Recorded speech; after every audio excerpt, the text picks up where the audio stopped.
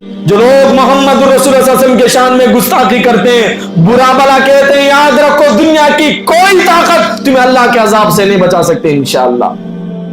محمد الرسول اللہ صلی اللہ علیہ وسلم کے بارے میں کوئی اگر برا بھلا کہے، اس کا ڈیفینس کرنا، اس کے خلاف آواز اٹھانا، یہ کس کی سنت ہے؟ اللہ تبارک و تعالیٰ کی سنت ہے۔ پیارے نبی محمد صلی اللہ علیہ وسلم کے بارے میں جب بھی کوئی کمینہ، کوئی ناجائز اولاد نبی صلی اللہ علیہ وسلم کے بارے میں کوئی برا بھلا کہتا ہے تو فوراً اللہ تبارک و تعالیٰ کے طرف سے آسمان سے جواب آتا تھا قرآن کے شکل میں۔ محمد صلی اللہ علیہ وسلم کے بارے میں ہمارے پیارے پیغمبر محمد رسول اللہ صلی اللہ علیہ وسلم مکے کی مشرکین کو جمع فرمائے، سارے مشرکین جمع ہو گئے، پیارے نبی صلی اللہ علیہ وسلم نے فرمایا قولوا لا الہ الا اللہ تفلحون، لا الہ الا اللہ کہو کامیاب ہو جاؤ۔ اللہ کے سوا کوئی معبود نہیں، اللہ کے سوا کوئی گاڈ نہیں، اللہ کے سوا کوئی خالق نہیں، اللہ کے سوا کوئی رب نہیں، اللہ کے سوا کسی کی عبادت نہیں، لا الہ الا اللہ کہو کامیاب ہو جاؤ۔ ابو لہب نبی کا چچا کھڑا تھا، ابو لہب نے کہا تبا لک یا محمد الہذا جمعتنا،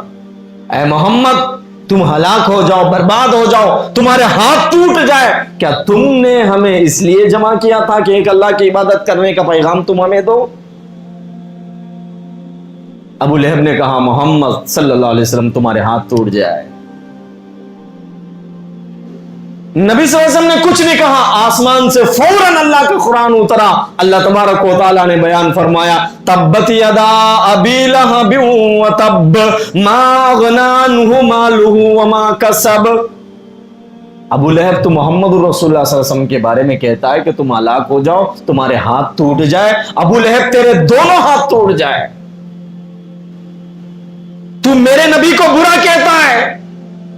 قیامت کی صبح تک، یہ قرآن کی آیت بیان کر رہا ہوں، قیامت کی صبح تک قرآن پڑھا جائے گا، تیرے بارے میں بد دعا کی جائے گی، تیری برائی بیان کرتی جائے گی۔ ما اغنی عنہ مالہ وما کسب، ابو لہب تیری دولت، تیرا مال اور تیرا عہدہ، تیری طاقت تجھے نہیں بچا سکے گی۔ نبی صلی اللہ علیہ وسلم کے بارے میں جب اس نے گستاخی کی، برا بھلا کہا، ابو لہب کا انجام یہ ہوا کہ اللہ تبارک و تعالیٰ کا عذاب اس پہ ایسا آیا کہ اس کو ایسی بیماری لگ گئی، اس کے بدن سے بدبو نکلتی تھی، اتنی بدبو نکلتی تھی کہ اس کی بیوی اور اس کے بچے اسے گھر سے بھگا دیے، گھر سے باہر ایک جگہ پہ ایک حویلی میں ڈال دیا اندر۔ اس کے بدن سے اتنی بدبو نکلتی تھی، وہ چیختا تھا، پکارتا تھا، کوئی اس کو پانی کا ایک گلاس تک نہیں پہنچا سکتا، اس کے قریب کوئی جانا بھی پسند نہیں کرتا تھا، چیخیں مارتا تھا۔ مکے کے گلی میں بازار میں آیا، چیخ مارتا رہا اور وہاں پہ اس کا انتقال ہو گیا، تو کوئی اس کا جو باڈی ہے، اس کے میت جو ہے، اس کے قریب بھی کوئی جانا پسند نہیں کرتا تھا، اتنی اس کے بدن سے بدبو آیا کرتی تھی۔ یہ نبی صلی اللہ علیہ وسلم کا دشمن ہے۔ تو مکے کے لوگوں نے کہا ابو لہب کے بیٹوں کو، یہ تمہارا باپ ہے، شرم کرو کچھ تو، تمہارے باپ کا جنازے کا انتظام کرو، اس کو دفن تو کرو۔ تو اس کے بچوں نے کیا کیا، ایک مزدور کو پیسے دیتے ہیں، پیسے لے لے اور ہمارے باپ کو ایک گڑھے میں ڈال دے۔ وہ مزدور قریب جانے کے لیے ڈرتا ہے، اس کے بدن سے اتنی بدبو آیا کرتی تھی۔ نبی صلی اللہ علیہ وسلم کا جو دشمن تھا، وہ مزدور ایک رسی سے باندھ کر ایک گڑھا کھودتا ہے، ایک رسی سے باندھتا ہے اور میت کو دور سے ایک لکڑی کے ذریعے سے اس کو قبر میں ڈال دیتا ہے، اس کے اوپر مٹی ڈال دی جاتی ہے۔ نبی صلی اللہ علیہ وسلم کے جو دشمن ہوتے ہیں، یہ اللہ کے پکڑ میں آ جاتے ہیں۔ اور یاد رکھو، نبی صلی اللہ علیہ وسلم کے بارے میں کوئی برا بلا کہے، اس کا ڈیفینس کرنا، اس کا دفاع کرنا، نبی صلی اللہ علیہ وسلم کے بارے میں برا بلا کہنے والوں کی زبان بند کرنا، یہ اللہ تبارک و تعالیٰ کی سنت ہے۔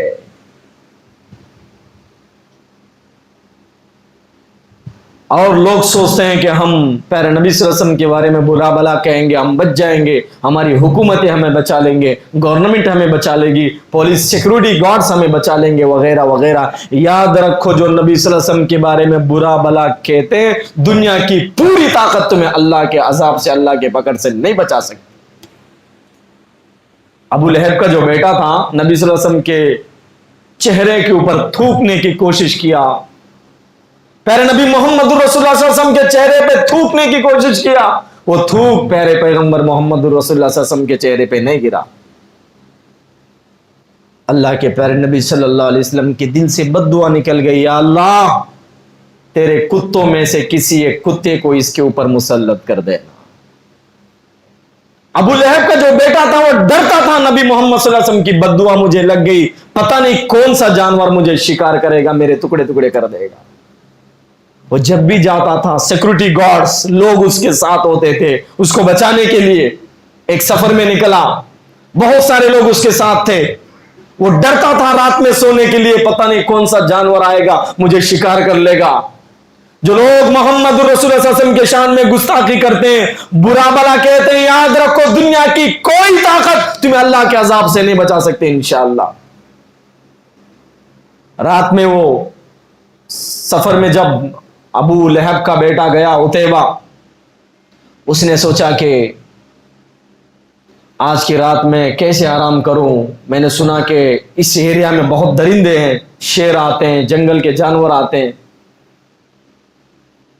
تو اس نے کہا کہ میرا بستر تھوڑا اوپر ڈال دینا، گول تم لوگ میری حفاظت کرنا، میں بیچ میں سو جاؤں گا، میرے گول تم لوگ سو جانا، کوئی جانور آئے تو ڈائریکٹ میرے اوپر اٹیک نہ کر دینا۔ اونٹوں کو کھڑا کر دیے، سامان رکھ دیا گیا۔ ابو لہب کے جو ساتھی تھے سیکورٹی گارڈز کی طرح گول اس کی حفاظت کرتے رہ گئے۔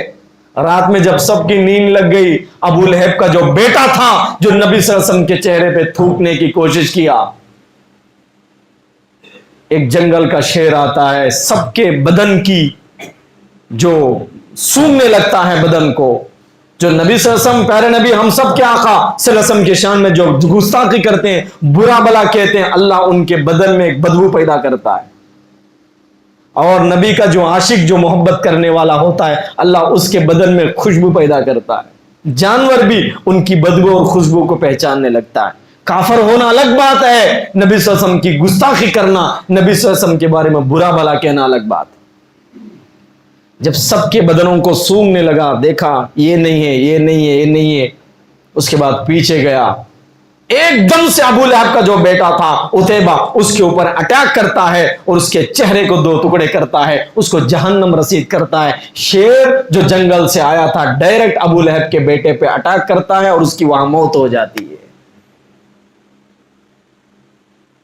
اور دنیا کی جو حکومتیں سوچتی ہیں کہ ہم محمد الرسول اللہ صلی اللہ علیہ وسلم کے بارے میں جب چاہے جو چاہے بکواس کرے، دنیا کی کوئی طاقت ہمیں کچھ نہیں کر سکتی۔ ہمارے پاس دولت ہے، ہمارے پاس حکومت ہے، ہمارے پاس جرجس ہیں، ہمارے پاس ساری دنیا کی طاقتیں، دنیا کی کوئی طاقت ہمارا کچھ بگاڑ نہیں سکتی، ہمارے سیکورٹی گارڈز ہمیں بچا لیں گے۔ دنیا کے جو لوگ سوچتے ہیں، یاد رکھو محمد الرسول اللہ صلی اللہ علیہ وسلم کی گستاخی کرنے والوں، اللہ کے عذاب سے دنیا کی کوئی طاقت تمہیں نہیں بچا سکے گی۔ ایران کا جو سپر پاور طاقت تھا کسرا، اس زمانے میں سپر پاور طاقت کہلاتا تھا، جس طرح سے آج کے دور میں امریکہ کو لوگ سپر پاور کہتے ہیں، ایران اس زمانے کی سپر پاور طاقت تھی، حکومت تھی، لوگ اسے سپر پاور طاقت کہا کرتے تھے۔ پیارے نبی محمد رسول اللہ صلی اللہ علیہ وسلم صلح حدیبیہ کے بعد دنیا کے بہت سارے علاقوں کے بادشاہوں کو خط لکھتے ہیں۔ ایران کے بادشاہ کو بھی محمد الرسول اللہ صلی اللہ علیہ وسلم خط لکھتے ہیں، بسم اللہ الرحمن الرحیم، محمد بن عبداللہ کا پیغام، ایران کا جو بادشاہ ہے اس کا نام، اسلم تسلم، اسلام قبول کر لو، اسلام میں آ جاؤ، سلامتی میں آ جاؤ گے، اسلام میں آ جاؤ، اللہ تبارک و تعالیٰ کی رحمتیں تمہارے اوپر آئیں گی، تم اسلام میں آ جاؤ، تمہارے قوم کے لوگ بھی اسلام میں آئیں گے، تم بچ جاؤ گے، تمہاری قوم بھی بچ جائے گی، اللہ کے رحمت میں آ جائیں گے، اللہ کے سلامتی میں آ جائیں گے۔ اگر تم اسلام نہیں لائیں گے تمہارے قوم کا جو گناہ ہے وہ تمہارے اوپر ہوگا، اس کے ذمہ دار تم ہوں گے۔ ایران کے لوگ مجوسی تھے، آگ کی پوجا کرتے تھے۔ حضرت حذیفہ سہمی رضی اللہ تعالیٰ عنہ پیارے نبی محمد الرسول اللہ صلی اللہ علیہ وسلم کا خط جو ہے، یہ ایران کا جو بادشاہ تھا خسر پرویز، اس کے دربار میں لے کے جاتے ہیں۔ خسر پرویز خط دیکھتا ہے، جو ٹرانسلیشن کرنے والے ہوتے ہیں اس کو تو عربی کا نہیں پتا تھا، ٹرانسلیشن کرنے والے کو خط دیتا ہے، وہ پڑھتا ہے بسم اللہ الرحمن الرحیم، محمد ابن عبداللہ کا خط ایران کے بادشاہ کے نام، اسلم تسلم، اسلام قبول کر لو، سلامتی میں آ جاؤ۔ وہ خط جب سنتا ہے تو فوراً اس کو غصہ آ جاتا ہے، میں سپر پاور حکمران ہوں، سپر پاور طاقتور ہوں، میری حکومت سارے دنیا میں سب سے زیادہ طاقت والی حکومت ہے، میرا نام سے پہلے محمد اپنا نام لکھتا ہے۔ حجاز کا رہنے والا، سعودی عرب کا رہنے والا، ایک غریب گھرانے کا آدمی میرے نام سے پہلے اپنا نام لکھتا ہے، اور اس کو غصہ آتا ہے، خط کے 2 ٹکڑے کر دیتا ہے، پھاڑ دیتا ہے خط۔ اس کے بعد یمن کا جو گورنر تھا اس کو پیغام بھیجتا ہے، یہ جو محمد نام کا آدمی مکے میں ہے، محمد نام کا جو آدمی ہے ان کو پکڑ کر لاؤ مدینے سے، سعودی عرب سے، یہ میرے بارے میں میرا نام سے پہلے اپنا نام لکھتا ہے غریب آدمی۔ محمد الرسول اللہ صلی اللہ علیہ وسلم کے پاس 2 پہلوانوں کو بھیجو اور اس محمد بن عبداللہ کو پکڑ کر میرے پاس لایا جائے، گرفتار کر کے لایا جائے، قید کر کے لایا جائے، ارسٹ کر کے لایا جائے۔ تو حذیفہ سہمی رضی اللہ تعالیٰ عنہ مایوس ہو کر محمد الرسول اللہ صلی اللہ علیہ وسلم کے پاس آتے ہیں، کہتے ہیں یا رسول اللہ، میں خط لے کے گیا تھا بادشاہ کے دربار میں، اس نے کہا کہ کون محمد ہے جو میرے نام سے پہلے اپنا نام لکھتا ہے، اس نے خط کو 2 ٹکڑے کر دیا، خط کو پھاڑ دیا، اور اس نے کہا کہ محمد صلی اللہ علیہ وسلم کو گرفتار کر کے لایا جائے، ارسٹ کر کے پکڑ کر لایا جائے۔ محمد الرسول اللہ صلی اللہ علیہ وسلم نے کہا یا اللہ، جس طرح سے اس نے میرے خط کے 2 ٹکڑے کر دیے، اس کے حکومت کے ٹکڑے کر دینا۔ اللہ کے نبی صلی اللہ علیہ وسلم دعا کرتے ہیں، بد دعا کرتے ہیں۔ کچھ دنوں کے بعد 2 پہلوان یمن سے نبی صلی اللہ علیہ وسلم کے دربار میں آتے ہیں، کہتے ہیں کہ ایران کا جو بادشاہ ہے وہ تمہیں گرفتار کر کر لانے کا حکم دیا ہے، تمہیں پکڑ کر لانے کو کہا ہے۔ پیارے نبی محمد صلی اللہ علیہ وسلم نے کہا کہ کل میں تمہارا جواب دوں گا۔ اس کے بعد کل صبح میں پھر وہ لوگ آئے، محمد الرسول اللہ صلی اللہ علیہ وسلم نے کہا جس ایران کے بادشاہ کے حکم سے میری گرفتاری کر کے مجھے پکڑ کے لے کے جانے کے لیے تم آئے ہو، وہ بادشاہ مر چکا ہے، وہ بادشاہ انتقال ہو چکا ہے، دنیا سے چل بسا ہے۔